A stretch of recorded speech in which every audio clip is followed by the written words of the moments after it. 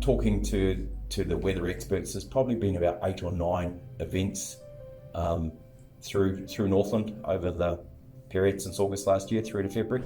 And as a consequence, the build-up of that continual rainfall caused quite a significant amount of damage, particularly in the August 22 storm event. Across those 5,500 kilometres of roads, we've had 500 odd slips. And as WSP, we're the ones who go, looked at all those, prioritise those and plan those.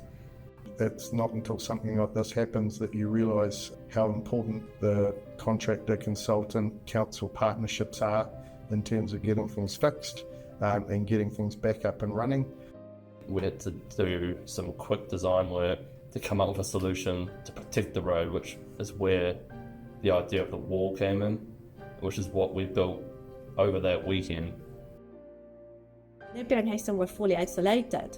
But not only that, Napier itself became an island. There was 2 aspects that were running in parallel. One was the repair to the washout, and the second aspect was the damage to the upstream piles of the Aotearoa Bridge on the State Highway 51.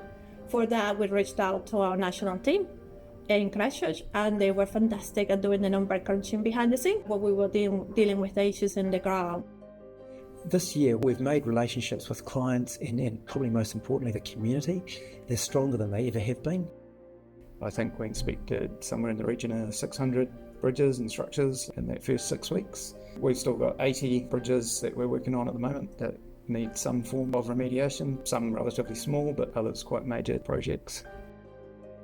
The concept of resilience and as it relates to the transport infrastructure and all forms of infrastructure for our communities is now a high priority. I think we're really fortunate because WSP kind of fosters that thinking, the thinking of the future. If we just sit here status quo doing the same old, we don't really get anywhere as a society.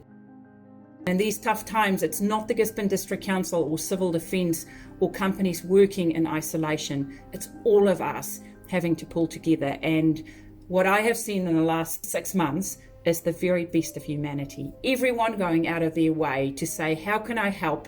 What can I do to make it easier for you and your community? So that at the end we look back and say, we made our kids and our moko proud with the decisions we made in this recovery time.